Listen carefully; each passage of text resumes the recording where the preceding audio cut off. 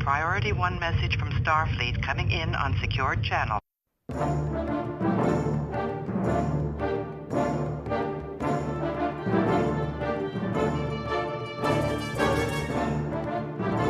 You are listening to the TrekRanks podcast, a member of the Tricorder Transmissions Podcast Network. This is episode 41, featuring the top 5 coolest episode titles. Welcome, Star Trek fans. I am Jim Moorhouse, and I am the host of the TrekRanks podcast. And we probably should have just called this episode by any other name and just been done with it, because once again, TrekRanks is digging deep into one of those off-the-wall topics that we think is going to end up being pretty essential for our TrekRanks material. And tonight, it couldn't be any more simple. It's what Star Trek titles do you think are cool? And choose your top 5 coolest, and you're ready to join our panel in breaking down our top 5 coolest episode titles. And to tackle a topic as cool as this one, we decided we need to get literary a little bit.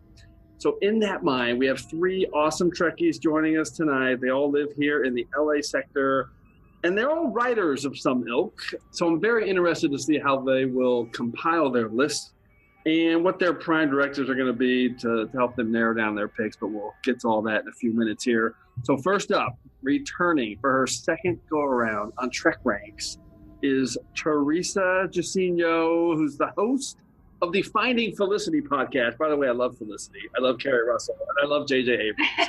And I love Greg Grunberg. I love all those guys. So, Teresa, welcome back. Thank you so much for having me back. It's great. We had you on for our time travel episode. Yes, top 5 time travels. That's also essential TrekRanks material. All right, and also making his return to TrekRanks is Adam Hunault, who recently began publishing his ebooks on the true adventures of Moriarty, which is just a great idea. We love. I mean, if you're a Star Trek fan, you love Moriarty. Come on, Actually, I think Moriarty, I think Star Trek, I owe it all to Star Trek, because Star Trek just planted that idea at a very young age of a sympathetic Moriarty. And now here I am, 30 years later, writing the version of Sherlock Holmes where Moriarty's the good guy. That is fantastic. And at the very end, when he goes off on his adventures, you're very sympathetic for Mr. Moriarty. Is he a Mr. or a doctor? He's doctor, right? Professor, yes. Okay. I know what I'm talking about. All right. So Adam was on high concept Voyager episodes you grew to love, which is definitely one of my all-time favorites. And we brought him back for high concept Enterprise episodes. So he's our high concept guy. So we'll see how he tackles titles today. And making his TrekRanks debut tonight is Mr. Josh Zeller, who has been submitting so many awesome lists to us over the past year that I knew we had to get him on the show. Josh, are you ready to roll on this topic? I am so ready. Very excited for this topic. Thank you so much for having me on. It's an honor to appear on a Star Trek podcast. I love it. Such great. And Josh is in the room with us because we're here in the LA sector. So he said, "I'm going to come down." So that's even makes it even more fun, because guess what we're going to do after this? We're going to watch some Star Trek, because that's what you do. I wish I was there. You guys are jealous. Everybody's jealous. All right, Teresa, Josh, and Adam, let's run through our quick TrekRanks recalibration before we get into tonight's show.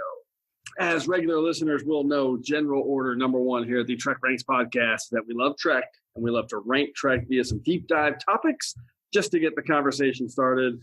Because quite literally, my favorite thing to do is to talk about Star Trek, and that's why this podcast even exists.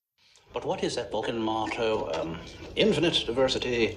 In infinite combinations. And what is diversity? But a celebration of differences. And as DePaul and Dr. Flosh just said, our mantra here at TrekRanks is no wrong answers. TrekRanks is basically just a big old celebration of differences. Our show is about all the reasons we love Star Trek. We're not here to nitpick or to argue, but just to celebrate the greatness of Trek. We love it all here, from TOS to TNG and straight through to Enterprise and the Kelvin timeline, and now Discovery as well. So it's all fair game here on the TrekRanks podcast. Black alert.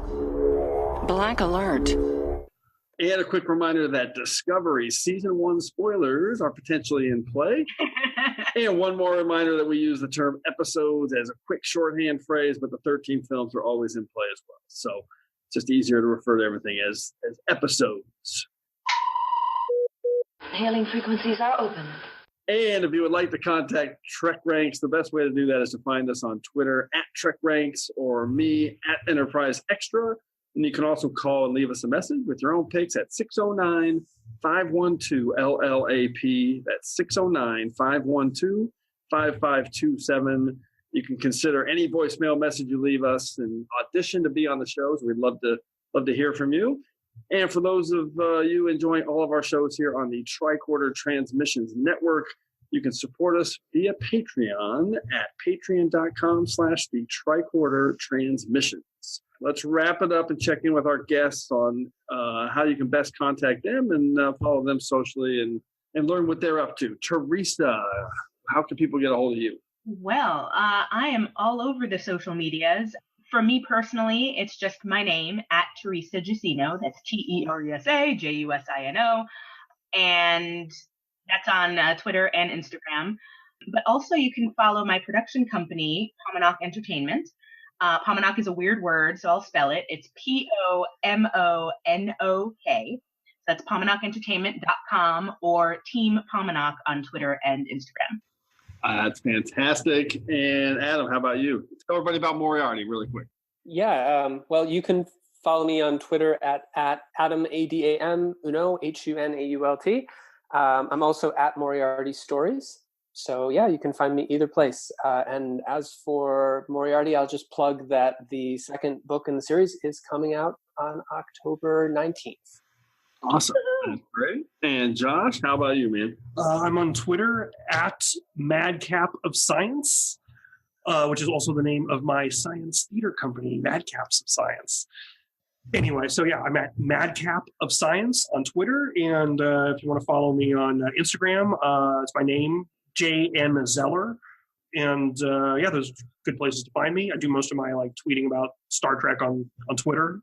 So love Madcap of Science. That's a great Twitter handle. It was a good name when we came up with that particular name. Yeah, names are tough and interesting, as we'll discuss today. That is going to be our topic today. Great segue to jump into our Level One Diagnostic. Diagnostic cycle will be complete in 20 seconds. All right, so for this week's diagnostic cycle, I'm going to take a moment to relay a little bit of information for everyone. And really forever, there's been a little bit of misinformation out there about exactly how many Star Trek episodes there are. So here we often refer to it as 700 plus hours of Trek because it's actually not always that easy to really pin down the exact number of episodes that are actually out there. So the reason for this is because it really comes down to how you count the episodes. So, for instance, at TrekRanks, you'll see there's only 176 episodes of TNG, but the common wisdom out there is that there's actually 178. And that's because anyone out there counting it as 178 is counting Encounter at Farpoint and All Good Things as 2 episodes each, even though they aired as 1 episode.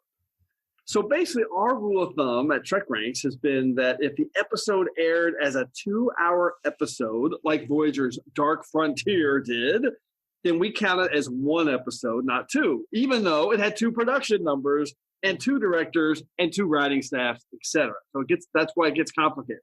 So yeah, you can see the difference in how certain episodes are listed and how different people look at them and how that episode count might be different from different sources. Until now, because I'm going to give you the definitive numbers on all this. We're going to break it all down. So the first number I'm going to give you is by production label. So that number is 732 total episodes of Star Trek. Of course, we're not counting the animated series. Everyone knows how I feel about that. We're only counting live action Trek. So there's 732 production labels on Trek. So that means All Good Things is 2 episodes. For me, it's 1 episode. That's crazy to think of it as All Good Things Part 1, All Good Things. No, it's 1. So 732 is not the number that we use. Second number I'm going to give you is the total number of hours of Star Trek.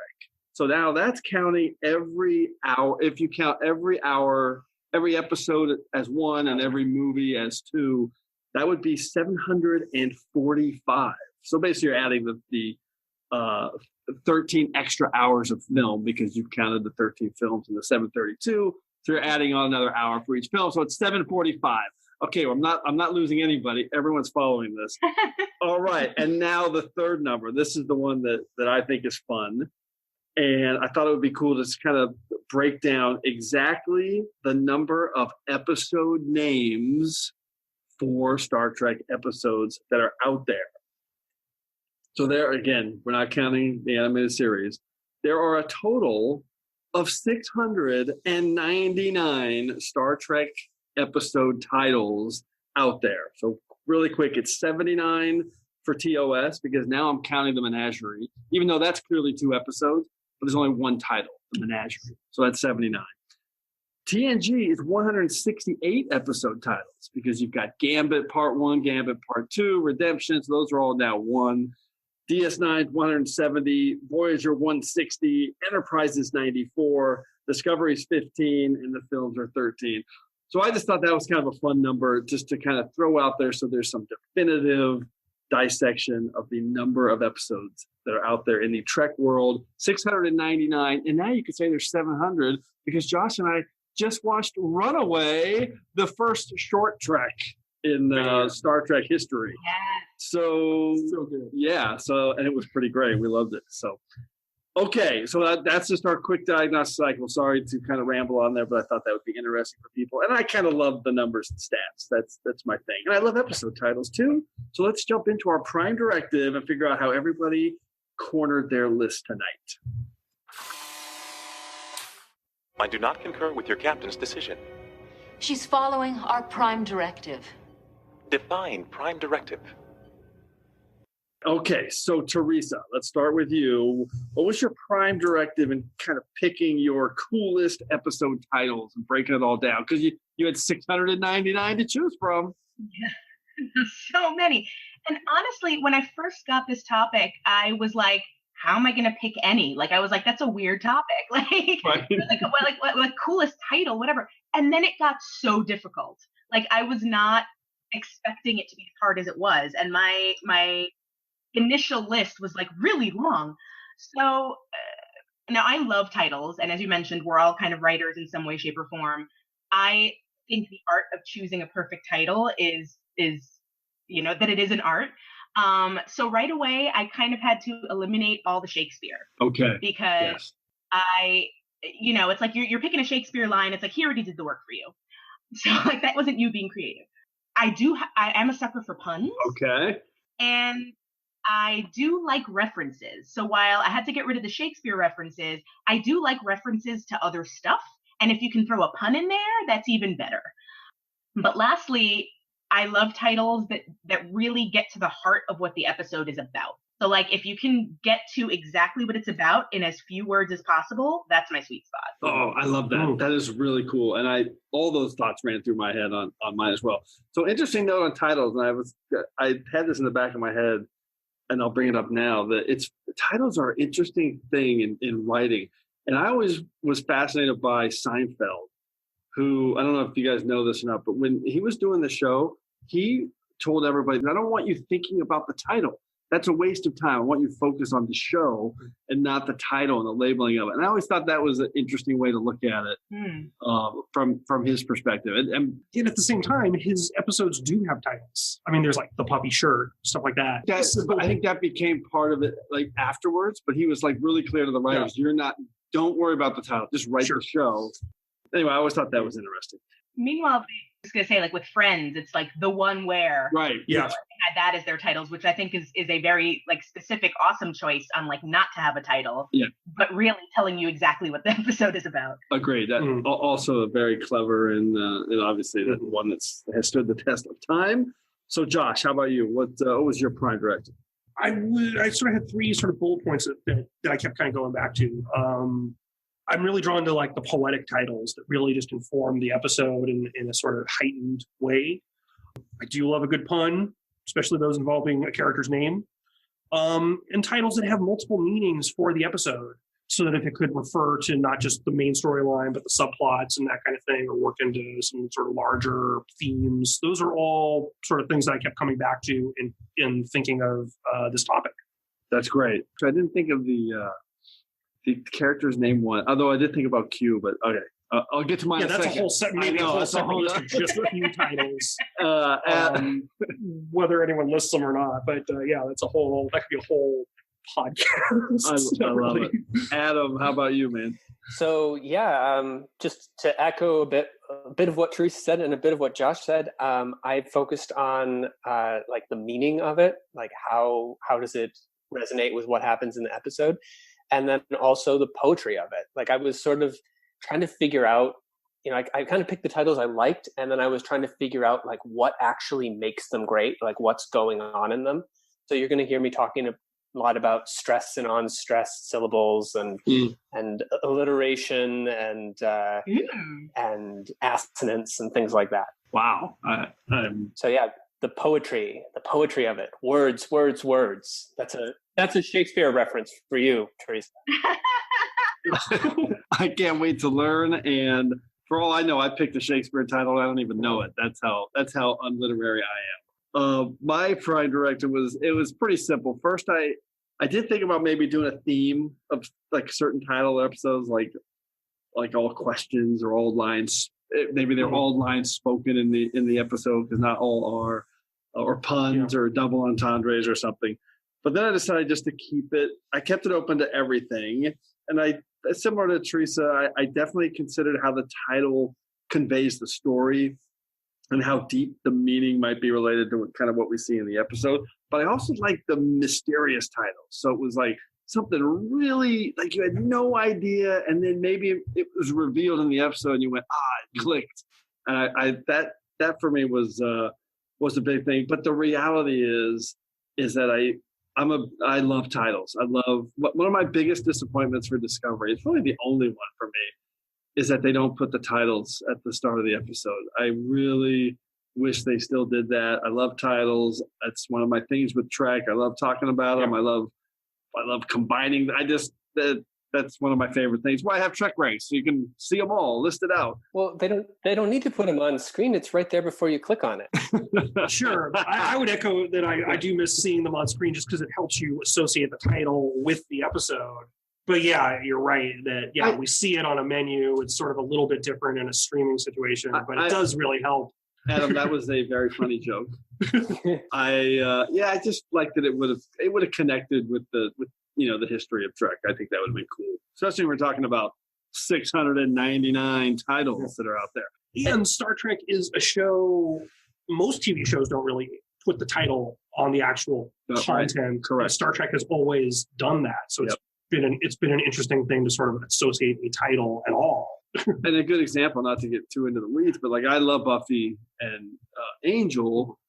I don't know any of those episode titles because they didn't show them to me, and so I didn't research it enough to find out. So bottom line, my prime directive, I just picked the ones that I thought were the coolest, which is the title of our episode. All right, this is going to be a great show. Third Ramaticon, tell us about the order of things. I am a Jem'Hadar. He is a Vorta. It is the order of things. And just a quick reminder on how we're going to go through the order of things. First, each of us will reveal our original TrekRanks 5 words and a hashtag summary just to tease our pick. Then we'll reveal our cool episode title and why we picked it. And at the end, we'll rattle off a few secondary system selections. My list was extremely long. I say that a lot, but this time it was long, hard to narrow down. And as always, if we have any duplicates tonight, you'll know it when you hear the defiant torpedoes. This episode could definitely see some duplicates. It might not. I don't know. It could go either way, but I think we might get some duplicates. So, Teresa, let's start with you. What's your number 5 pick for your top 5 coolest episode titles? Okay. So my hashtag for this one is I'll send an SOS to Starfleet. And it's the Voyager episode Message in a Bottle. Love that pick. just because it, the title itself, like I said, I like puns and stuff. It's, obviously a reference to a thing that happens. Like, you think shipwrecks, you think in very simple words, it tells you exactly what the episode's about. They're sending this message in the hopes that Starfleet will know that they're alive, and it works. And it's, it gives them that little bit of hope. So it's the title evokes a shipwreck story where they're sending things out, and I thought it was perfect. Yeah, like I love that you said it's a SOS. It's that the ship's lost, right? Because they're sending out, and then the message in the bottle is literally the doctor being, sent through whatever the subspace. Hanging out with Andy Dick for a while. Yeah, hanging out with EMH2. We love it. It's a fantastic episode. Josh or Adam, what's your thoughts on that one? I think it's amazing that we're doing best titles, and the first one out of the gate is a Voyager episode. Now you say that, so that's funny because that's another point I was going to hit on. That I wish I could find this so I could tweet it. There's this meme out there where they have what the TNG episode titles would have been if the Voyager writers had done them, because Voyager's titles are very unique. They're all very like one word kind of action or emphasis. I'm sure you guys will talk about it, but very interesting style compared to original series or TNG. And that was funny. Adam, Josh, any thoughts on Message? I think it's great. It's a great title. It's a great episode. Yes, I loved it. Yeah, it also plays into plot points. It goes into Voyager's whole ship out in the middle of nowhere, deserted Robinson Crusoe aspect. Great beginning to this topic. And say what you want about Andy Dick. I loved him as the MH2. Loved him. He was hilarious. All right, Josh, what's your number 5 pick? My 5 words are Apollo's kind of a jerk. # big hand in space. My number 5 pick is Who Mourns for Adonai as TOS. Oh. Yeah, I love the reference to Greek mythology. It is meaningful, has a poetry to it. You have to think about the title a bit in relation to the episode. Great. It's great. As a kid, I always thought, who's Adonai? I don't know who, and I always thought it was Adonis. I don't know how to say it. I think it actually is Adonis, isn't it? It's the way. No, it's Adonai. It's Adonai. I actually learned this from another Star Trek podcast, Mission Log, where they kind of confirmed that. It's in reference to the Hebrew word Adonai, which is God, and who mourns for our gods. I always just thought it was the way that it was like an old-fashioned spelling that John Keats used to I like that too. I love this episode and I love that pick. It could come up again. We shall see. Teresa or Adam, any other comments on Who Mourns for Adonai? I remember hearing when I went to the Smithsonian in 1991 that this was DeForest Kelley's favorite episode. Yes, that is well known. Love it. All right, Adam, what's your number 5 pick? Okay, so my 5 words are: wait, are we the devil? Hashtag is Silicon Nodules. It's Star Trek TOS, Season 1, Episode 26, The Devil in the Dark. So, okay, this title has just got so much going on in it. First of all, the alliteration, Devil Dark with the D's. Second is just like the way that it just trips off of your tongue it's got 6 syllables, stresses on the first one, the second one, and then on the last one. And then it just flows out after, in between those two, like the silky word devil and then the hard word dark, bringing it up short at the end. I just love this because it's 100% pulp novel, B movie, like a lot of the Star Trek TOS titles are. This one was named by Gene Kuhn, who had a lot of influence in naming the episodes, and he seemed to go for those sort of heightened titles. But it's also ironic because it starts out with this X-Files opening where you see the Horta monster. R.I.P. Schmitter.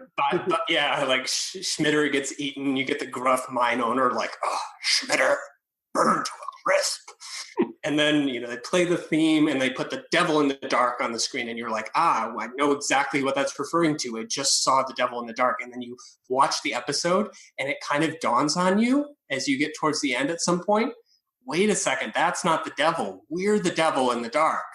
We're the ones who are, destroying its children. This pick is great. This was on my secondary systems. This is the #1 episode for TOS at TrekRanks, and I wasn't even aware. No, it's my favorite episode. I love it. What do you think of having the word "the" to open it instead of "devil in the dark" versus "the devil in the dark"? Just curious. It gives it kind of a strange stutter step to open it. I think if it were "Devil in the Dark," I think that's more of a modern title, and that's what you would call it if you were writing it today. But if you're picturing a lurid, colorful pulp novel cover or a movie poster from a 50s B movie, I think "The Devil in the Dark" is definitely the way to go. That's the exact answer I was looking for, because that's what I've always thought. Because it's funny, because in a modern telling of it, you would just say "Devil in the Dark." You wouldn't end it up, but that's so TOS. Josh, Teresa, any thoughts on this one? It's a great pick. It's a great pick. It's such a great episode. The double meaning, and we are the monsters, which is a great theme that sometimes runs through. Teresa, how about you? No, I mean, it's a great pick. I have no other thoughts to add that haven't already been said. Okay, awesome. So my number 5 pick, I'm going big straight off. My 5 words and a hashtag. Come to those who wait. Hashtag 3 words, all good things. It, of course, is TNG season 7 finale. It's number 6 at TrekRanks. And for me, it's the perfect episode. It's the perfect title. It's the perfect ending to a series. We all know how great that felt when you see Jean-Luc sitting there at the card table, finally with his crew, and they're moving forward. And I love the thing that all good things has come to the crew, has come to them, and they're just continuing on. That's one of the great things about that. One of the best finales in TV history, that they're just moving forward, and it's not the end of them. It's the end of the show. And I love that. And I love that we're going to get some more Picard now that's been announced. So all good things, written by Ronald D. Moore and Brandon Braga, all-time classic. I could not keep it off my list. Here. Yes. So what? I love how we're all yes. One thing that always bugs me in the episode is when somebody in the episode actually says the name of the episode. It always kind of takes me out of it. But Q does it in this episode, and it works perfectly because he's omniscient, omnipotent. It makes sense that he would know the episode name. It's funny you say that, because I'm keeping tabs of that on my picks at least, and that's the first one. It depends on how well it's done, but there's a couple of mine are coming up. I love the way they do it, so it's still part of it. The anomaly has nearly collapsed. We're losing containment. Goodbye, Jean-Luc. I'm going to miss you. You had such potential. But then again, all good things must come to an end. Containment field is critical. I'm losing it.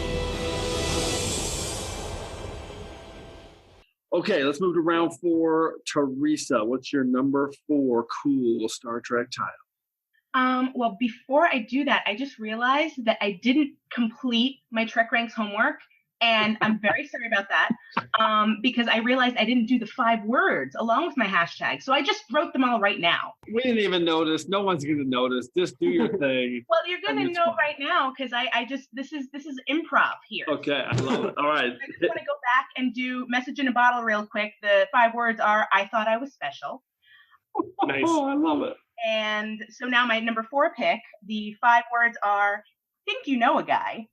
Hashtag, who even are you? And the pick is Deep Space Nine, Who Mourns for Morn. Oh, I love that. That was on my secondary system that I was going to bring it up later, because we had Who Mourns for Adonai. Adonai. That's amazing. That's a fantastic pick. Tell us why you picked it. Yeah, I picked it first of all because I love pun titles, and Who Mourns for Morn is great. But also because it's a callback to, Who Mourns for Adonais. So it's like a reference of a reference of a reference, which I'm like, okay. And who mourns for Morn? Answer, everyone, because he was so cool. And I just love that the whole episode is basically learning that he has this life that you're like, what? So yeah, I love the title. I love the episode. Yeah. I remember when this came out and thinking, it's so brilliant. It's such a great, it's a pun, but it's also it's a tribute too. And I love it. Such an awesome episode. It's on my secondary systems too, because I really think that this is the one where the title is a pun. And I feel like that pun dictated what they did in the entire episode. Their entire episode is just to justify that pun. Like, I'm sure that they said, we're going to do an episode about mourn. What are we going to call it? Who mourns for mourn? Okay, what happens? And not the other way around. Totally. Like, there's no way that they were like, well, we're going to have this episode where Mourn's dead and these people show up and he robbed a bank. What are we going to call it? Who mourns for mourn? No way it went in that order. I mean, you can see Ira Stephen Bear in the room and them saying, we're doing an episode about Mourn. And then the next thought was, that's going to be the title. And, so Mourn dies. Let's tell the story. So you're so right, Adam. Genius. Fantastic pick. Josh, what's your number 4 pick? Number 4 pick. 5 words. Whisper your way to success. Hashtag in Nog we trust. My number 4 pick is Treachery, Faith, and the Great River, Deep Space Nine. Of course. Another such episode. The poetic title, and something that really struck me when I watched this episode in preparation for this podcast is that title reverberates through literally every single scene in the episode. It doesn't matter what storyline we're in, all these themes keep coming into play, whether it's the Odo storyline or whether it's the Nog storyline. Everything just keeps coming back to those 3 ideas and how they keep sort of getting morphed through the episode. I think it's great poetic title. No, it's genius. It's an episode that comes up a lot on TrekRanks because it is super. I didn't realize how popular it was, but it is so well respected. And you're right, that title for all the different disparate stories that are going on, it touches on all of them in such a brilliant way. Any thoughts on it, Teresa? It's a really amazing episode. I mean, I love anything that's focused on Odo. Yeah. So good. Adam, how about you? This episode it's so good. It's like heart-jerking in some scenes, and then others it's so funny. I just watched it a couple of weeks ago, and there's this line that had me like, I had to pause it because I was laughing so hard, where O'Brien says to Nog, don't do anything I wouldn't do. And Nog says, Chief, I can't work with these kind of constraints.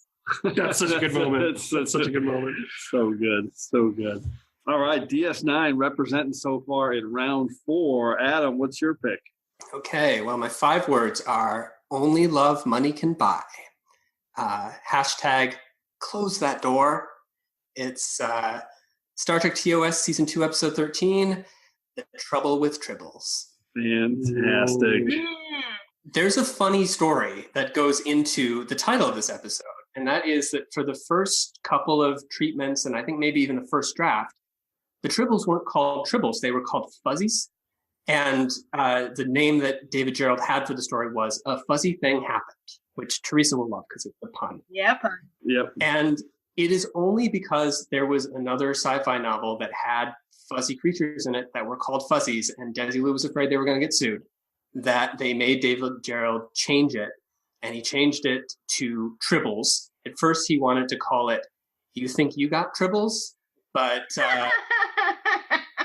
Gene Kuhn didn't like that, so it got changed. I don't know. I could not find a source, but I couldn't find out if it was by David Gerald or Gene Kuhn, but it got changed to The Trouble with Tribbles.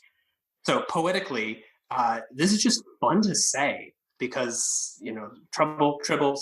We got the alliteration going on again with the T's. It's also it's got consonants. It's just a mouthful of consonants. I counted. There are 6 syllables in The Trouble with Tribbles, 11 distinct consonant sounds. You've got consonants that you use your palate, your tongue, your teeth, your lips to say, and they're all mixed up together. And there's a theory that apart from their meaning, words just seem funnier when you get a lot of juxtaposed, unexpected sounds at the same time. The less likely sounds are to occur together, the more funny the word seems. So The Trouble with Tribbles just seems funny. And I do kind of wonder if part of the reason for the popularity of this episode, which it is considered to be the Star Trek comedy episode, is really just because of the title. Because is it actually more funny than A Piece of the Action or I, Mud? Maybe not. It is, according to me, on top 5 comedy episodes on TrekRanks. So. I wonder if we would all think that it was as good as we think it is today if it were called A Fuzzy Thing Happens. Yeah, that question will come up again on one of my picks, but that is great. I didn't know that about the legal reasons for changing it. I knew about the Fuzzy Thing Happened being the first working title. So I was going to say that because this is one of my secondary choices as well.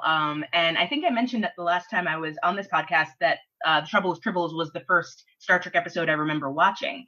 And that, the fact that I was a kid, it's a very, it sounds like a children's book title.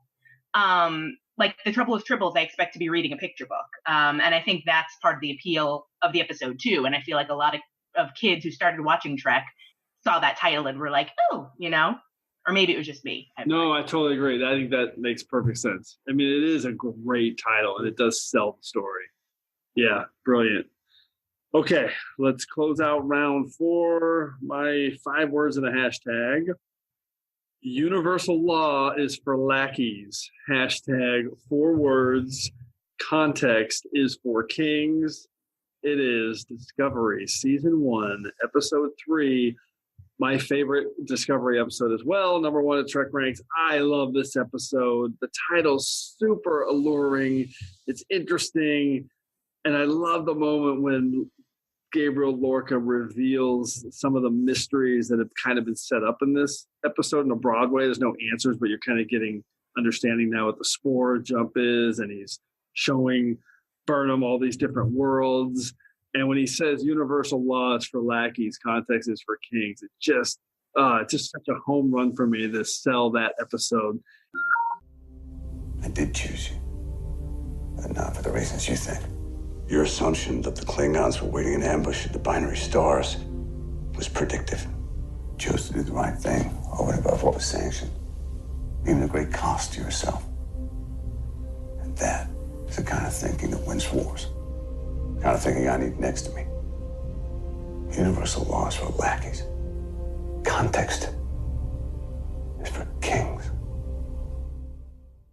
And I love that the episode title also had this kind of harken back to the first season of TOS and the Conscience of the King with the alliteration there.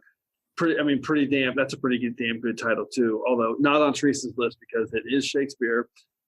But for me, that's just a really cool episode, really cool title. And I don't want to be stuck in the moment because there's 699 titles as we've talked about. But I just love that one and could not keep it off my list. And I think it's a fantastic episode of Star Trek. Anybody want to chime in on Context is for Kings? I think I said this on the Episodes I Grew to Love episode, but I find this idea really interesting. Star Trek, going back to the Corbomite maneuver, is always saying that morality is fixed. It's black and white. You always do what is right, regardless of the context. But that does kind of seem like it's something that's been sort of grafted onto Star Trek, because later on in Next Gen with the Klingons and in Deep Space Nine with the Ferengi, they're constantly doing these moral relativism episodes. And I thought it was fascinating to confront that. Yeah, I agree. They also did some of those in TOS too, so it's not like TOS never did. Any other thoughts, Josh, Teresa? It's a great title. Yeah, I like the moral gray areas, which is also goes to a core of what Discovery has been about so far. And nothing is quite as it seems at first. Context is for kings. And then once we learn, we in the audience become those kings by learning more and more and seeing the larger picture coming into play. It's a great title for a great episode. Yeah, even though it was it was not on my list. It is one of my favorite episodes of Discovery, and especially because it's the one where Tilly reveals that she is going to be a captain one day, and I'm right. Mm-hmm. So I am all about it. And of course, later we see that there is a Captain Killy out there somewhere, which is amazing, and I want to see her. But yeah, it was pretty awesome. For me, it's the title they kept giving because every episode that kind of went through, it opened up a little bit more of that context. So yeah, I think it's brilliant.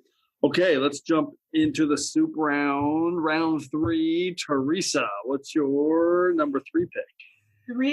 My 5 words are Riker and Troy do research. Hashtag flash forward to flashback. It's the Enterprise episode, the last episode of Enterprise. These are the voyages. Cool. And I kind of picked it for the same reason that I think, oh shoot, now I can't remember which of you picked. All Good Things. All Good Things. Yeah, it was me. Yep. Yeah.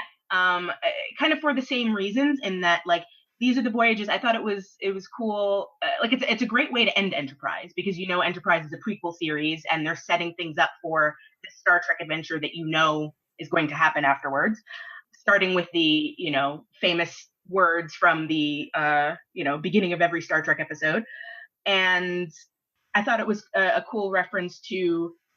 Well, not the title wasn't a cool reference, but the fact that they use Riker and Troy kind of doing research on the final mission of Enterprise, in order to convey that was really cool.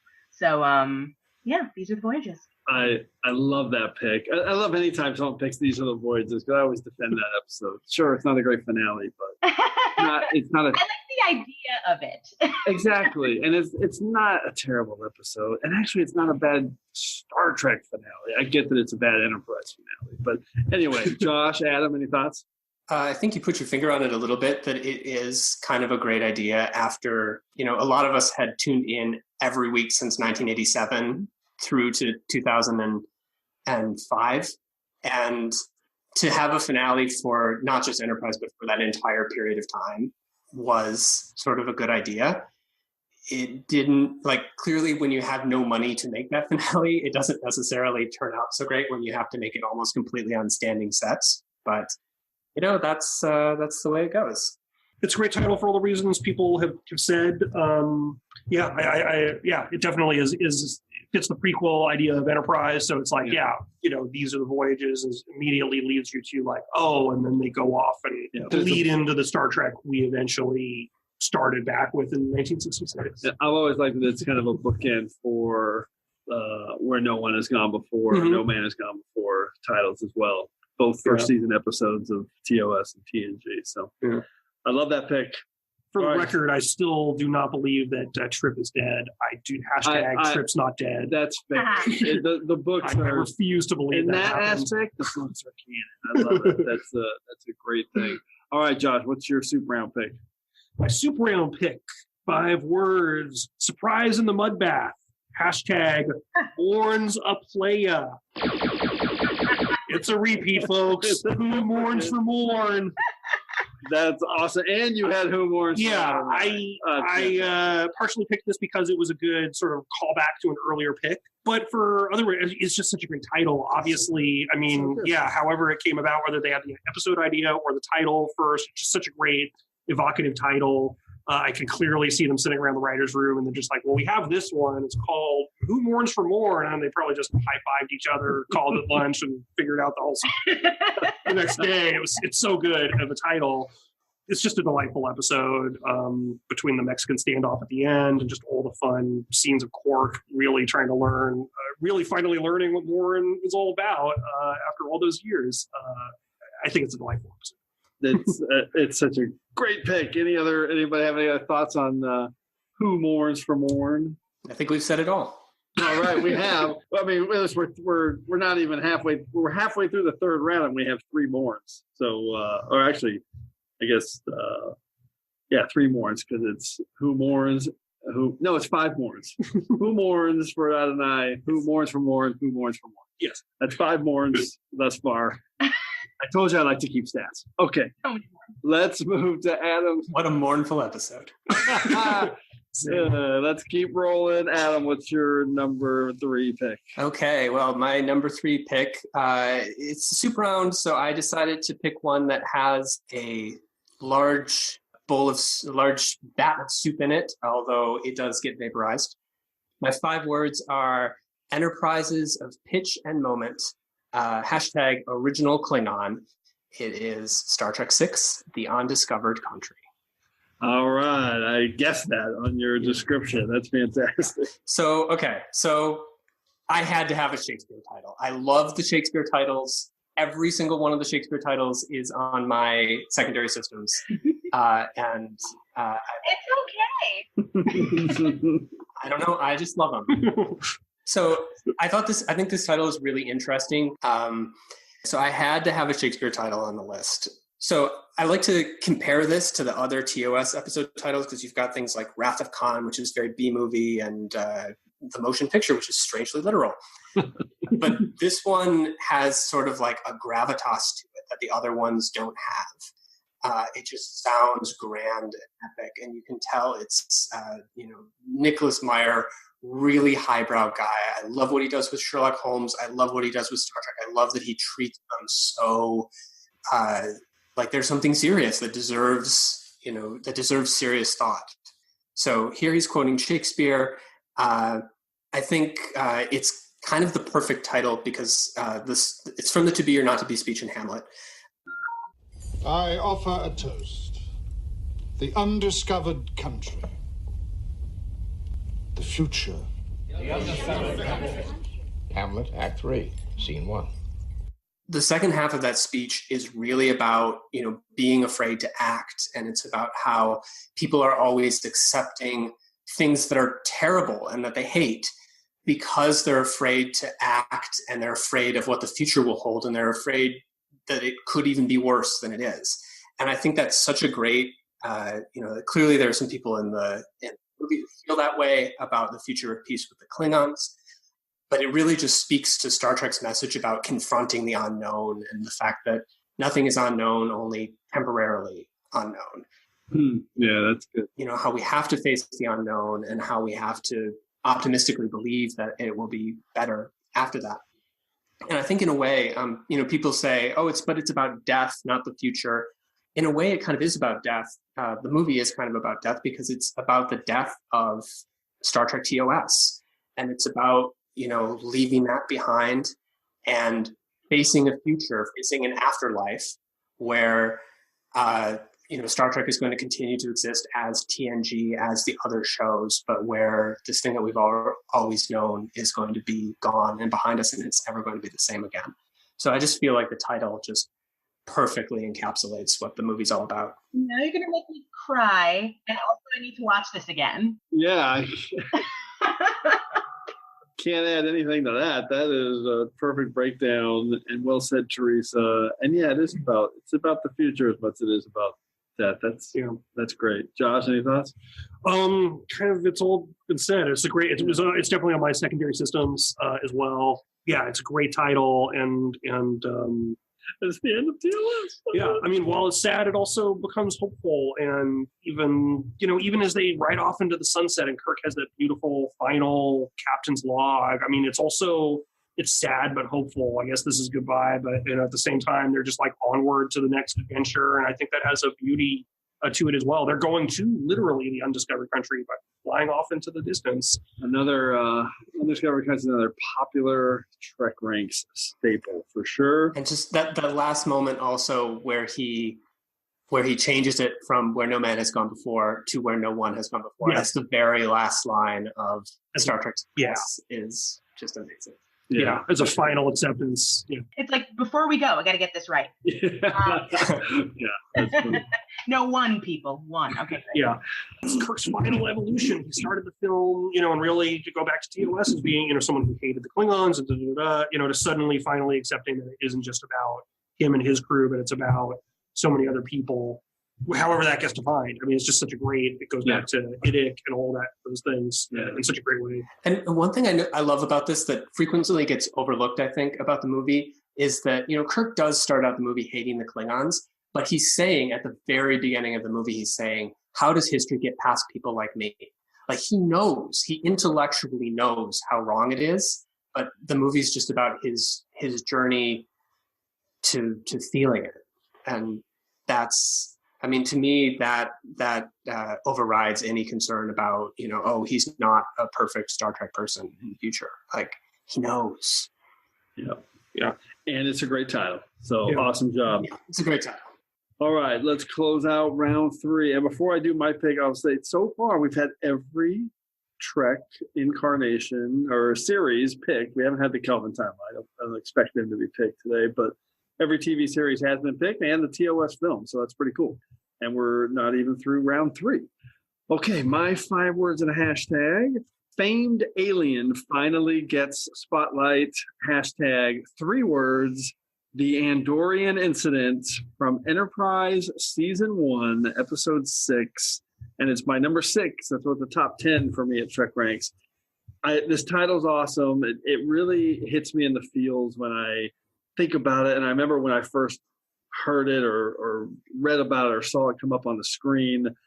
I love that it's a callback all the way to the 3rd season of TOS and the Enterprise Incident. And I love the mystery of it, of what it portends. It's like, it's an incident and it's about the Andorians. What could it be? It's just like this whole canvas is open before you. The Andorian incident is about to be told to you. I love that kind of grandiose platform that the title stands on. It's a great episode. And for me, it kind of sets up all of the Enterprise for their 4-year run. And yeah, I love that Rick Berman and Brandon Braga story. Anybody have a thought on the Andorian incident?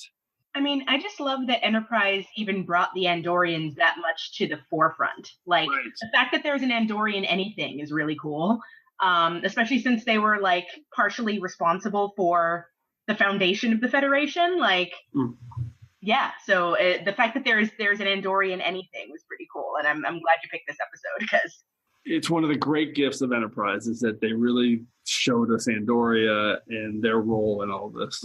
Adam, any thoughts? It's Andor. Oh yeah, sure. That's my only thought.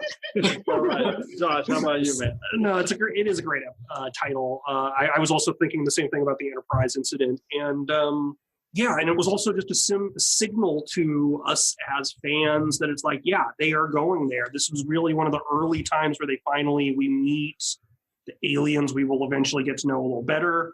I'd even say Andorians were given a short shrift up until Enterprise. We didn't really know anything about them. We saw 2 Andorians total in TNG.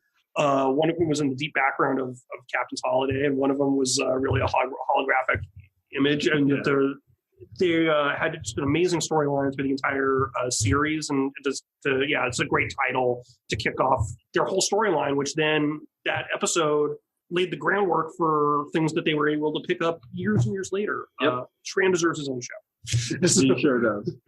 I actually always sort of wished that there was like maybe an arc on Enterprise where Archer was missing and they gave Shran command of Enterprise. I would have loved to see him and T'Pol working together. That would have been amazing. Okay, let's jump to round 2. Teresa, what's your number 2 pick for top 5 coolest episode titles? All right, my number 2 pick. 5 words are best couple ever, fight me. Hashtag swipe right with a batleth. And it's the TNG episode Looking for Parmak in All the Wrong Places. So great. I love this episode. I mean, clearly Cyrano de Bergerac, but more importantly, it's the beginning of the best love story on Trek, in my opinion. I don't care what anyone says. Second, maybe only to Kirk and Edith Keeler. But I love Worf and Dax so much. And the fact that this whole rigmarole of Worf being in love with this other Klingon woman is the kind of catalyst for that. But as far as the title, I mean, obviously it's a reference to a song title. So you've got the pun stuff in there. And the fact that it's really indicative of what the episode is about. And you see Dax kind of feeling this, that like Worf is pining for this other woman, and Dax is like, hello, I'm like your perfect woman right here. What's wrong with you? So yeah, looking for Parmak in all the wrong places, but eventually he finds it, and so everything's okay. I can't believe I didn't think of this one. It's such a great title, and obviously an awesome pun. and we get some Klingon in it. So that's fantastic, Josh. This one's on my secondary systems for sure. It's such a great episode. It gives us so much more depth into Worf and to kick off that whole storyline with Worf and Dax and it's a great episode and I do love how that title comes into play and then re-examined through the whole episode. Great choice. Great choice. Adam, any quick thoughts? This was on my secondary systems with a whole mess of Deep Space Nine episodes. And Teresa, I agree with everything you said, right up until you said second to Kirk and Edith, because no, Worf and Dax are the best. Ha! Yes. And I said, P.S. I know I think I just said that it was a TNG episode and that I was looking at TNG on my page. I apologize for that. Oh, I didn't even notice that. So obviously Deep Space Nine, everyone knows that. We know it's Deep Space Nine, y'all. But whatchamacallit? Yeah, I only said that because I was afraid someone was going to get mad at me. But you know what? Thank you for giving me the courage to be like, no, Worf and Dax are indeed the best. Like, no, they clearly are. I don't need to defend myself to anyone. It's such a no-brainer for them to become a couple. It was just they'd set it up so well with her whole Klingon background in earlier episodes like Blood Oath. And it's a great episode, a great couple, it's so good. And they almost kiss in Sons of Moog, and it seems like they're setting up this whole like, will you, won't, will they, won't they, Mulder, Scully, yes. And then, no, they just went right for it. Just go for it. Yeah, superb. Yeah. All right, Josh, what's your round 2 pick? Number 2, my 5 words are granddaddy of poetic titles. # Bones' piece of the action. My number 2 pick is For the World is Hollow and I Have Touched the Sky. Fantastic. I love that pick. I mean, the title alone is it's used in dialogue and, but it's just so good. It's hard to tell whether they had the title first or put it into dialogue and then couldn't come up with a title. And it's a great episode that I feel like is kind of underappreciated. It's got a lot of really great acting moments and a lot of great writing that's really heightened. I mean, it's almost a stage play. I mean, it does feel very Shakespearean, especially when the old man comes out and gives us the title. I mean, it's like this Shakespearean moment, and also reminds me of like Logan's Run, meeting the Peter Ustinov old crazy wild man. I mean, just like it's got just such a great epic thing, and to see Bones finally get his own episode after 3 years of the show, it's great. So who would have ever thought we'd get a Bones love story? Yeah, it's I love this. I love Natira. I love Yanada, the planet, the whole story, the theme. There's awesome 60s production value in that episode. It's the production design of both the planet set and then when they go into the actual corridors of the asteroid. It's great. They really were able to accomplish a lot on a shoestring budget, and it's one of those underappreciated third season episodes. Totally Season 3 gets this sort of short shrift, I think, and there's some gold ones in there.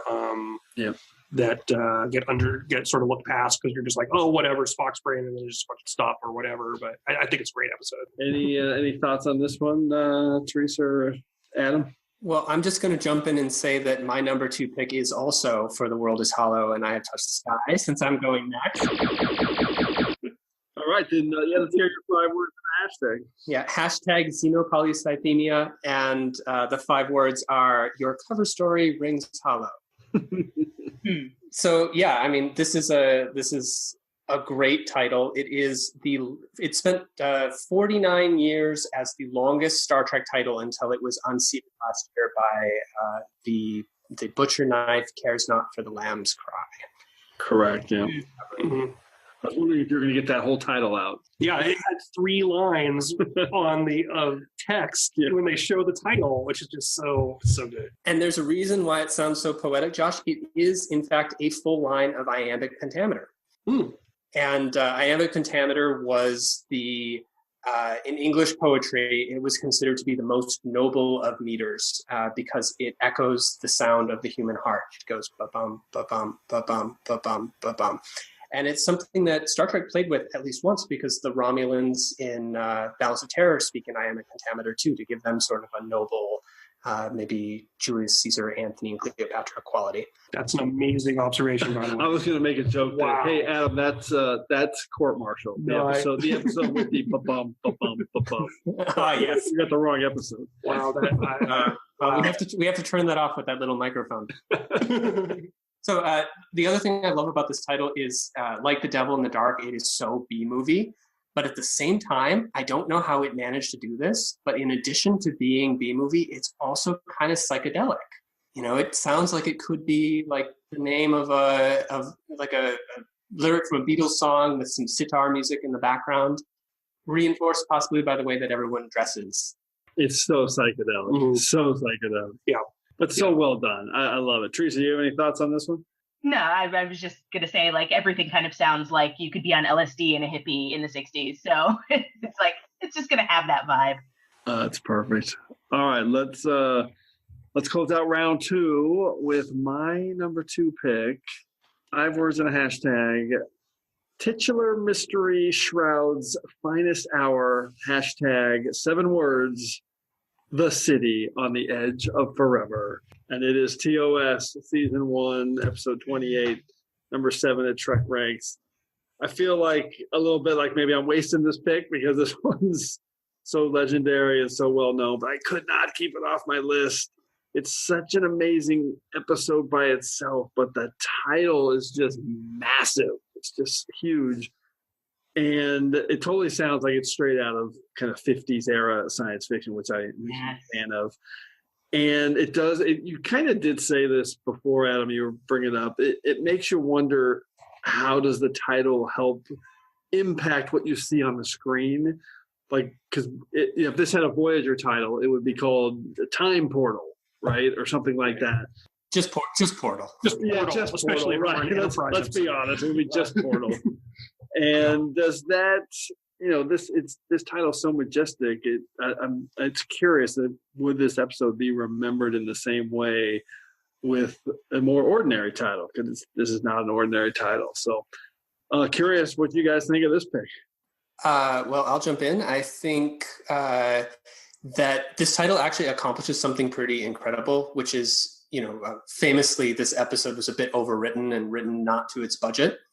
And there's a moment in this episode when they beam down to the city where the Guardian of Forever is, and Kirk goes, "These runes stretch to the horizon," and then you never see anything. So, I don't know what you're talking about. He was looking the other way. So the title kind of evokes this gigantic city, and you feel like you saw it because it's right there in the title of the episode. But it's also a bit like The Devil in the Dark, where you sort of realize, halfway through that we're the devil and the devil in the dark, because halfway through this, you sort of realize the city on the edge of forever is not the city where the Guardian of Forever is. It's New York. Yeah, well said. Any other comments? Oh, it's just it's a great title. Definitely was on my secondary systems, and I tried to find room for it. It's a great one. Just the poetry of it, and it gives you a heightened sense of. It just really heightens the episode. I agree that we're just named Portal. Yeah. Probably wouldn't be as memorable, but yeah, just to think of like, what could that be? Like a good title entices the viewer without even any knowledge of what the episode or movie or book or whatever is going to be, and an evocative title is just a great. And without spoiling too. Yeah. Which is kind of, I'll just segue into this a little bit off. We'll see if anybody has any Q picks, but whenever the Q titles were a spoiler to me. So it's like, so Q's going to show up. We already basically know what we're going to get. So it was very hard for them to get a really good Q title, to be honest. Like, there was. I have one on a secondary system. Yeah, there was a few. Okay, one that was not was Q Who, which is like an all-time great episode, but it's like it doesn't tell you anything about the episode. It's just like, what is that? I don't. Right. Maybe I'll skip this episode. All right, we don't talk about that on TrekRanks. Let's go to round 1 and close this out with these awesome top titles. Teresa, what's your number 1 pick? All right. My number 1 pick is also my number 1 pick certainly as far as TNG episodes, but maybe even for Trek as a whole. My 5 words are Picard learns a new language. Hashtag Juliet on the balcony. Love it. And it's Darmok. So great. Darmok, it's one word. It's but it encompasses so much about the episode. And the fact that it's a word that, and I think, Jim, you might have said something similar to this about one of your other picks, but like the fact that it's a mysterious word is kind of a sum up of what the episode is about. Like nobody knows what Darmok means. And the entire episode is them trying to figure out what Darmok means and how it plays into Picard's situation. And I'm also a sucker for invented languages. Yeah. And so this whole episode is just about the importance of language and the context that you need to understand a culture's language. And so having Darmok be the title is just perfection. And it's one word and it gets to the heart of everything. Yeah, I love that. One thing I always remember from this is when I remember watching it when they first started, and then they beamed down or something, I remember thinking, oh, okay, so Darmok is this guy's name. But then you realize, no, this guy's name's Dathan. What the heck is Darmok? I love that mystery of that. Josh, Adam? Yeah. It's just such a great episode. Just the power of storytelling, this power of language. It's just so the interesting sounds of just that one mysterious word. And I love when I watch the episode to just see how they unfurl the amount of knowledge that we're getting, the different phrases that the children of Tama are telling us, and then they gain each phrase. The more the episode goes, we just learn more and more about each of these little things that to the point where at the end of the episode, you along with Picard can speak in their metaphorical language. Shaka, when the walls fell, and so on. It's a great title. And what else could you call that episode? There is no other title that you could possibly give that episode and have it be impactful. Yeah. Even Voyager would have called it Darmok. Yeah. Not Children of Tama? No, okay. Speechless me. So this, when I have to say what my favorite episode of Star Trek is altogether, I always say Darmok. There are others like The City on the Edge of Forever, which are great, but this one is great while also just being a typical Star Trek episode. Yeah. Temba, his arms wide. Darmok. Give me more about Darmok. Darmok on the ocean. It's just a fantastic episode. I love it it's a great title. I love it for what it says about language, because all language is metaphor. Ours even more so than the Tamarians, because there's this huge gulf between the words and the meaning. And to explore that is just fascinating. Love it. All right, Josh, what's your number one pick? My number one pick, 5 words. I cried when they danced. Hashtag mud cause and effect. My number one pick is magic to make the sanest man go mad. Wow. From Star Trek Discovery. Wow. Huge. I would say this is my favorite episode of season 1 of Discovery. I really relate to the Burnham storyline with Stamets and what they, that scene in the corridor could literally be a 1-act play. It's so good. Oh my God. Mud's performance is great. He has a lot of fun. He kind of has become the Q in a sense of Discovery and being a constant meddling force to the crew. And I just think it's a fun episode that really allowed the cast to finally, it's also the moment where the cast within the show is coming together and working truly as a crew. And I feel that on every level of the production. And I think it's a great episode, and it is just such a great title. It's poetic. It works back into various themes through the epised. That's all I got from it. Such a great pick. Yeah. I hadn't really considered it. Maybe because I have so much trouble remembering it and getting it out, because it's such a tongue twister. But it's such a great title and such a fantastic episode. I love what you said about that scene in the corridor. Literally 1-act play. It just resonates so hard, especially if you haven't seen it the second time. Go back and watch it again, people, because that scene is so well done. It's all really well done. And just to go back and look at it multiple times and just, I think that the way that the time loops work out really is great. And, just to see the coming together of Tyler and Burnham, and you just know that that storyline is going to end in tears, but it's early going at that time. And that scene is magic to make me go crazy for Star Trek. Teresa, Adam, what do you guys think of this pick? Well, no, I was just going to say that I love that title and I love that episode. And I think this is the episode of Discovery where, and I liked it from the beginning, but this was the episode where I was like, yes, I am sold. I am here for this. Done. I love that. I was sold way before that, but this episode was like, it's when I went, see, you can tell standalone stories. Boom, there it is. Move on. Adam, what's your take? This was on my secondary systems too, and while researching it for my secondary systems, I found out that it's actually a line from the Iliad. Oh. So the magic to make the sanest man go mad in the Iliad is actually referring to love. Which makes sense. Which kind of puts a new spin on the episode, because Burnham really does go to some pretty extreme lengths here, killing herself in a very painful way at one point, because she is in love with Tyler, and she is attempting to finally express that for the first time in her life. So it's not a Shakespeare title, Josh, but if you're not going to do Shakespeare, you can do Homer. I think that counts. Go big or go home, I always say. Yeah. That's fantastic one to finish on, Josh. Adam, how about you? What's your number one pick? Okay, well, my number one pick, 5 words are man's not meant to meddle, #Espers. It is Star Trek TOS Season 1, Episode 1, Where No Man Has Gone Before. Okay, I love it. And let me just say, I am shocked to get to this point and not have someone have picked it. It's interesting. It was on my secondary system because it's such a part of Trek's fabric. So the interesting thing about it is you think of it as part of the speech for Space: The Final Frontier, but this was actually created by Samuel Peoples as the title of this episode. The episode didn't have the speech in it, and it was more than a year later that when they were frantically trying to cobble something together for the opening credits, they rated this episode title and they attached it to "To Boldly Go," and history was made.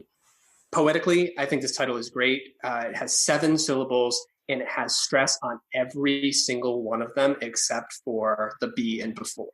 So it just sounds like it is out there living large, where no man has gone before. That's really cool. It does. Yeah, that's fascinating. Political correctness aside, I feel like poetically man works a little better than one, because man has got the assonance with has, and then it has a slant rhyme with gone.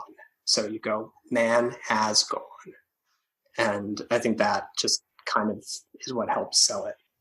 I never thought about it that in depth, but that's, wow, that's really interesting about the syllables. It really is cool. And, listen, that's basically where it all started. So that's cool. We have that one, and we had These Are the Voyages pick. I love Bookends. it. Teresa, any thoughts? Yeah, no, I mean, that was one that I had considered as well, but I decided to go Enterprise just because I thought Enterprise had more, and I didn't know that about the about this title, Adam, that it wasn't originally part of the speech, which is really cool to learn.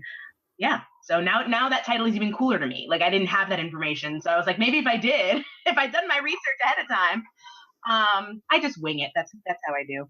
Awesome. Yeah, I think it's a great title, and it's fascinating to sort of realize the production influence and that kind of thing. All right. Well, then let's finish off with my number one pick. 5 words and a hashtag.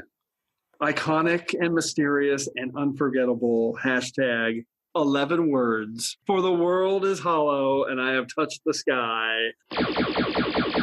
TOS Season 3, Episode 10. So we have a triplicate. On board. And we've already kind of talked this one through, so not to end on a low note, but I love this title. Like, we talked about the iconic look of this episode and everything. But for me, this title is just so big. There's so much scope with this title. It just makes you think about the biggest, most imaginable things you can. And when the old man reveals that he's climbed the mountain and touched the sky, it's like, whoa! I mean, 8-year-old Jimmy was mind blown watching this in the 70s, and it just stuck with me forever. It's been a title that's fascinated me my whole life. I absolutely love it, and when I started this list, it was probably the first one I wrote down, and for sure ended up at number 1. So any last thoughts on For the World is Hollow and I Have Touched the Sky? Maybe it does a little bit what The City on the Edge of Forever does too, is it vividly shows us something that the episode can't afford to show us. Yeah, I really do keep going back to the moment where the old man comes in, because it's just such an iconic and poetic moment that And in terms of the episode, they don't even know what he's talking about. So it's a great slow reveal of like, that's not just a metaphor, it's a literal truth for him. And yeah, I just think that it's just such a great title to a great episode. Yeah, that's awesome. All right, well, let's run through some secondary system picks here. We've been going for a while, but let's rattle them off really quick. Teresa, do you have any you want to highlight? I do. Let's see, get them over here. Some of you picked some of mine, so I won't go into those, but Who Watches the Watchers? Oh, that's on my list. That's a great one. Yep. I'll just do rapid fire. A Taste of Armageddon, Cupid. That was the one Q title I did pick. Yep. It's not Q Who. Q Who is ridiculous. If Wishes Were Horses. Ooh, yeah, that's a good one. Bar Association, Babel 1 from Enterprise, In a Mirror Darkly from Enterprise, and going back to Deep Space Nine, It's Only a Paper Moon, because I thought that episode was like really, Cool. I love this. Let's keep rattling them off. Yeah, that's let's see. I made a list up of just one-word titles to kind of honor and recognize those. So I'll just give them all real quick. Number 5, Data Lore. Number 4, Tuvix. Number 3, Daedalus from Enterprise. Number 2, Darmok. And number 1, Cupid. Daedalus is a cool one, because that's actually a cool title. It harkens back to Greek mythology. Yep. I also was really struck by the title Data Lore. I would definitely say that Lore can be a kind of problematic character. It's not a great name for anything, really, but I'm sure that when they came up with the title Data Lore, and then you're like, because it's a story, it's the first story where we really learn about Data, his lore, his tales. And then I'm sure there must be a moment in the writer's room where they're like, and then his name can be Lore, and everyone high-fives themselves, because it's both the androids, it's about Data. It's a great title, I think. And what's the opposite? What's the opposite of Data? Lore. Exactly. Dr. Sung's penchant for whimsical names never ceases. I don't know why I'm just thinking of the movie Face Off, but it's like, hey, take your face off. Yeah, and then just darn, have Data Lore. All right, Adam, how about you? Well, I really considered breaking up my all TOS list with Big Goodbye, just because I love the way they spliced together the big sleep and the long goodbye and came up with something that sounds really just as plausible as either one of those. It's so great. I that's on my secondary systems too. And then other than that, I had all of the Shakespeare titles on my list. Great. And they are Dagger of the Mind, Conscience of the King, All Our Yesterdays by Any Other Name, How Sharper Than a Serpent's Tooth from TAS, Thine Own Self, Past Prologue from DS9, What's Past is Prologue from Discovery, Once More Into the Breach, Strange Bedfellows, The Dogs of War, and Mortal Coil from Voyager. And Enterprise is the only one that didn't have one. All right. I didn't know that. That's all right. I got this. Nice. This episode is chock full. All right. I'm going to rattle off just a few more. I had All Our Yesterdays and Tomorrow's Yesterday. I love both those. Charlie X, The Savage Curtain, The Gamesters of Triskelion. I love all those. Piece of the Action, Balance of Terror from TNG. I had The Big Goodbye, The Most Toys, Who Watches the Watchers, which we mentioned before, and also 11001001, because that's just cool. Voyager, I actually love the title Gravity, because that really says a lot about what's happening in that episode. Day of Honor, Worst Case Scenario, and One Small Step, also similar to Where No One Has Gone Before, where no man has gone before, and these are the voyages from Enterprise, Strange New World, and Azadi Prime. Duet from Deep Space Nine, and my toughest cut, believe it or not, I also had Treachery Faith and The Haunting of Deck 12. My toughest cut was The Vulcan Hello. I love this title because of the. That was another list. I remember when it came out and I was thinking, what does that mean? What does that mean? And then when that reveal of what The Vulcan Hello meant, I love that moment in Discovery. I think it was really well done. Yeah, that's a great moment, and that is why that is such a great title, because you hear it ahead of time, and sounds Star Trek-y, I get, but then once you've seen the episode, you're like, oh, that's super cool. I just hope that they bookend the last episode of Discovery with the Vulcan goodbye. that would be good. All right, I forgot about my Ferengi list too, which was Who Mourns for More, The Magnificent Ferengi, and The House of Quark. Okay, I love this topic. We can keep going forever. Let's jump into our regeneration cycle and review our picks. Computer, activate regeneration cycle. Alcoves beta and gamma. All right, let's do a quick recap of our picks. Teresa, run down your top 5. All right, my top 5. Number 5 was Message in a Bottle from Voyager. Number 4 was Who Mourns for Morn, Deep Space Nine. 3 was These Are the Voyages from Enterprise. 2 was Looking for Parmach in All the Wrong Places from Deep Space Nine. I keep saying You did it again. in my head. Damn it, Worf, why do you have to be on 2 shows? And number 1 was Darmok from TNG. I love it. So you had 2 from Deep Space Nine. You spread it around here really well with 1 from Voyager, Enterprise, and TNG. That was also part of my Prime Directive, although I didn't. That's great. We love that. Josh, how about you? All right, my top 5 were number 5, Who Mourns for Adonai, TOS. Number 4, Treachery, Faith, and the Great River from Deep Space Nine. Number 3, The Soup Round, Who Mourns for Morn, Deep Space Nine. Number 2, For the World is Hollow and I Have Touched the Sky, TOS. And number 1 was Magic to Make the Sanest Man Go Mad from Star Trek Discovery. Such a great pick and list. So you had 1 each from, you had 1 from Discovery, 2 from TOS, and 2 from Deep Space Nine. Yes. Awesome. So here comes Adam's all TOS list. Adam, hit it. Yes, on my all TOS list, I have The Devil in the Dark from TOS, The Trouble with Tribbles from TOS, Star Trek VI: The Undiscovered Country from the TOS movies, For the World is Hollow and I Have Touched the Sky from TOS, and Where No Man Has Gone Before from TOS. TOS. From what show? From what show? TOS. So good. All right, my list, quick rundown. Number 5 was All Good Things from TNG. Number 4, from Discovery, Context is for Kings. Number 3, The Soup Round from Enterprise, The Andorian Incident. Number 2, The City on the Edge of Forever, and also from TOS, my number 1, For the World is Hollow and I Have Touched the Sky. And I'm fired up that we got to say that 3 times in its entirety. You never cut that title short. You never abbreviate it. So here's some quick stats. We had 1 triple pick. That's a rarity. And we had 1 other double, which was Who Mourns for Morn, which is fantastic. As I said before, there was 3 Morn picks with also Who Mourns for Adonai. We also had 2 ellipses picks. These Are the Voyages and All Good Things, both end in ellipses.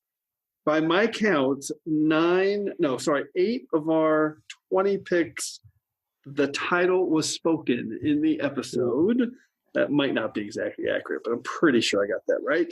And the overall breakdown spread it out really well. So the Kelvin timeline is the only incarnation not represented.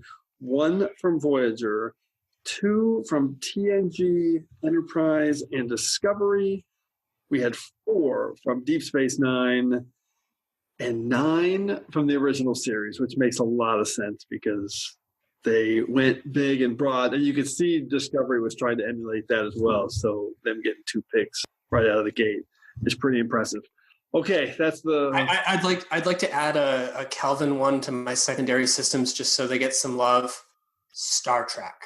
That title is best title ever. That's a good Actually, point. It's part of it. It's kind of there. Really captured what they were doing. I had a wild card list where actually Star Trek Into Darkness is present because there's no colon. There's no colon. It becomes a full sentence and actually using Trek as a verb. I like it.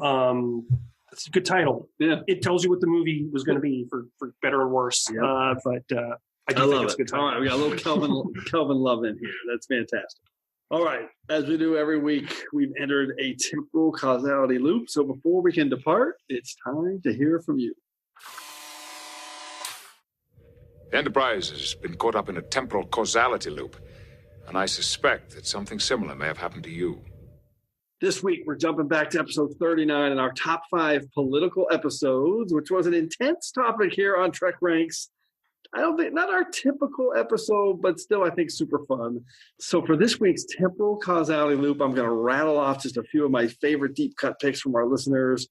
First up, Andorian Soup on Twitter was the only person to pick Balance of Terror. So I love that pick because that's definitely a political one. At least at press time. There's still picks coming in. I can't believe how many picks are coming in on this. I thought this would be one of the episodes where we didn't get as many submissions, but we continue to get them. So we appreciate that. Chris at Shelf Nerds, he chose First Contact, the episode, and had a great 5-word summary and a hashtag. We are Malcorians, hashtag not ready. And that always breaks my heart because I love that episode, but I hate that the bad guys win in that episode and they deny the Malcorians knowledge. Oh, I hate that. All right. Static Warp Bubble and at TrekFan4387, Bill Mann, who's been a host here on the show, they both chose Demons and Terra Prime, which I think is a great pick. Might have got a few more of those as well. Also a great pick was Alex Perry, who sent in a list of all Maquis episodes, which is a great theme for his Prime Directive. So he had on his list The Defiant, Journey's End, For the Uniform, Preemptive Strike, and of course his number one pick was the Maquis Part 1 and Part 2. So that was pretty brilliant. And of course, Alex, I always thought he was a little bit of a rebel. he is. Of course, Alex is a frequent guest host here on TrekRanks and can be reached at Alexander T. Perry. Another frequent guest host here, Carlos Miranda, picked Sins of the Father, which is a fantastic pick I didn't think of. Yeah, we had a lot of Redemption, a lot of Worf and Klingon picks, but that was pretty much the only one there. He's at Double Mac on Twitter. And one final pick that came in right before we were about to record from at TrekFanRick, another former host. We love that. He had a couple of awesome picks. First, he was the only person to pick The Wounded, which is a genius pick, of course. It's so political. And he also chose Lethe from Discovery, which I hadn't really considered as a political episode, but of course it totally is. And his 5 words and a hashtag summarizes it perfectly. Politics of war, family, and command, hashtag, and Vulcan dissidents. Really, really brilliant. I love that pick. And one final one from Rick. He also had Voyager's Alliance, which was a very popular pick and was featured in the episode. And I bring it up because his hashtag deserves a mention. Hashtag Kazon Sect Appeal. Really, really funny. That's good. All right. Awesome picks. And as always, that's more than enough to get us out of this week's temporal causality loop. So thanks again to everyone for all the feedback. Keep those lists coming to me at TrekRanks. We can retweet them here. But we also want to hear from you. So please put your list together of top 5 coolest episode titles. What could be more fun than that? Give us a call. We'd love to hear from you directly. Call us at the Tricorder Transmissions at 609-512-5527. That's 609-512-LLAP. So hopefully we'll hear from you so you can be featured on the next episode of TrekRanks. And on the next episode of TrekRanks, we're hopefully going to get this one in. We're going to try and record this with some of our friends over in England at Destination Star Trek Birmingham, where I will be in the middle of October. And that topic is top 5 DS9 guilty pleasure episodes. What? Yeah, so I love this. Now I know, Adam, you don't like this topic because you don't think anything's a guilty pleasure. If you love it, well, yeah, I'm without shame. We regret nothing, and of course we all feel that way. But we're going to ask you anyway. So, Teresa, anything jumping out at you as a top DS9 guilty pleasure episode? Oh my gosh! I mean, anything with Vic Fontaine. Oh yeah, I love it.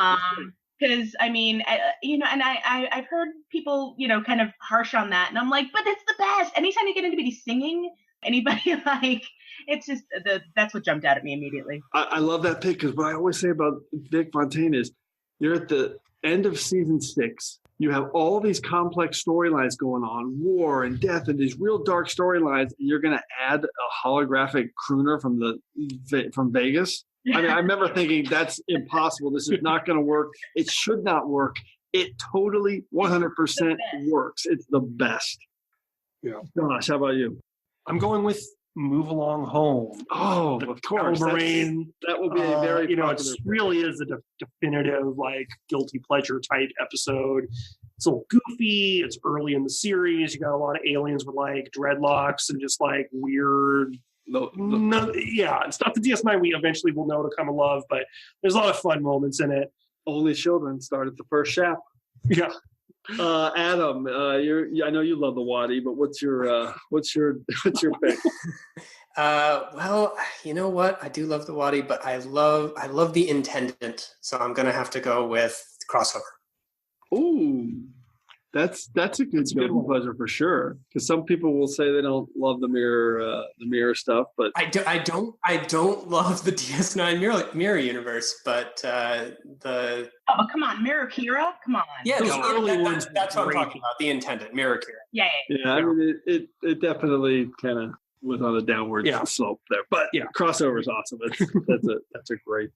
That's a great one. And I would just recall when it first aired, just being mind blown when just all of a sudden in the middle of an episode, you suddenly realize, oh my God, we came back to the mirror universe after so many years. It's just, cool. It was a great reveal and just a call back to, it was one of those moments where like DS9 truly became the inheritor of the Alpha Quadrant Star Trek lore. Especially when Kira references Kirk. Yeah, and then it's like, so cool. Yeah. So cool. I love that Major Kira does not know who Kirk is. She's just like, who? Yeah, that's right. Of course. Why would she? Yeah. Bajoran freedom fighter. Not a terrorist. All right. So before we wrap it up here, just a huge thanks to our guests tonight, Teresa Jacinho, Josh Zeller, and Adam Hoon. Any final thoughts from you guys? Hope you guys had fun. Yeah, no, definitely. This is great. I'm just sad that 1, I can't go to London with you, and 2, that I'm missing out on the Deep Space Nine Guilty Pleasures episode because, send us your list. That one's gonna be. Oh, I will. That one's gonna be fun. Thanks for having me on. It's been great fun, and it's always fun to talk Trek with everybody. And we got to do it in person. Yeah, this was a great discussion, guys. I really enjoyed this. Thanks for you guys putting so much effort into it, because I knew this would be a fun topic, but also we'd be able to layer in some real Trek backstory. That's, titles are cool. I love it.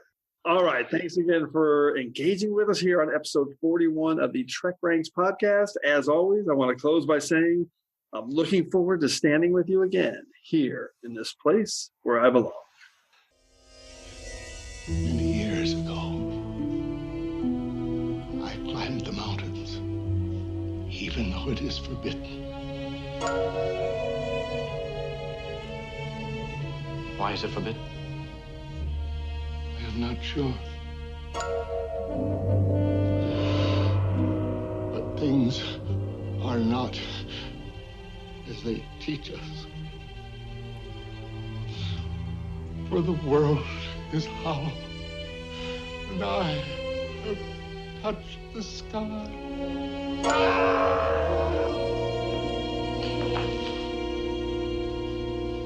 What is it? There's something under the skin.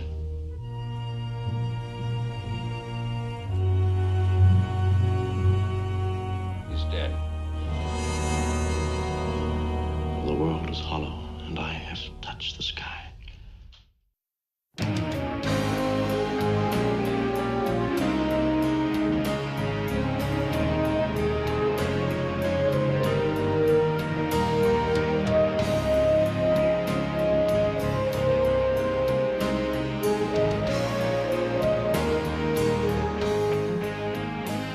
Hi there, thanks again for listening. If you're cruising the galaxy looking for even more Trek talk, why not visit our good friends Bill and Dan over at TrekGeeks.com? They've got a great podcast that covers a wide range of Star Trek topics, so you're sure to find something you'll love. And if you're in the mood for some awesome tunes, then you really need to head over to 5yearmission.net. The guys are writing a song for every episode of the original series, and each one is absolutely brilliant. So that's TrekGeeks.com and 5yearmission.net. Check them out today.